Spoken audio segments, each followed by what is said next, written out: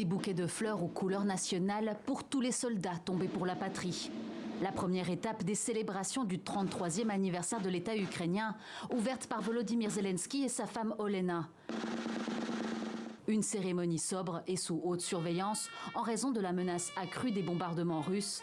Le président ukrainien souhaite malgré tout envoyer un message fort. C'est un boomerang maléfique. Notre ennemi saura ce que sont les représailles à l'ukrainienne, dignes, symétriques et qui durent. Il saura que tôt ou tard, la riposte ukrainienne atteindra n'importe quel point de la Fédération de Russie, source de danger pour la vie de notre État et de notre peuple. Un message hautement symbolique enregistré depuis Moroutia, à 5 km de la frontière, pour féliciter les Ukrainiens en ce jour anniversaire de leur indépendance et encourager les soldats prenant part à l'incursion militaire en Russie. Malgré la distance qui les sépare, de nombreux proches ont profité des célébrations pour leur rendre hommage, en décorant la place Maïdan de photos et de drapeaux. Nous sommes reconnaissants qu'ils défendent notre pays.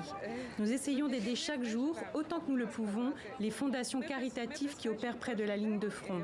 Et nous sommes très heureux de vivre en Ukraine, car il n'y a aucun autre pays comme le nôtre dans le monde. Cette fête nationale a également été marquée par un nouvel échange de prisonniers entre Moscou et Kiev. 230 combattants au total, dont des conscrits russes capturés lors de l'offensive ukrainienne dans la région de Koursk et des soldats ukrainiens ayant participé à la défense de l'usine Azovstal à Mariupol au printemps 2022. Dès leur arrivée en Ukraine, ceux-ci ont également participé aux célébrations en entonnant l'hymne national ukrainien.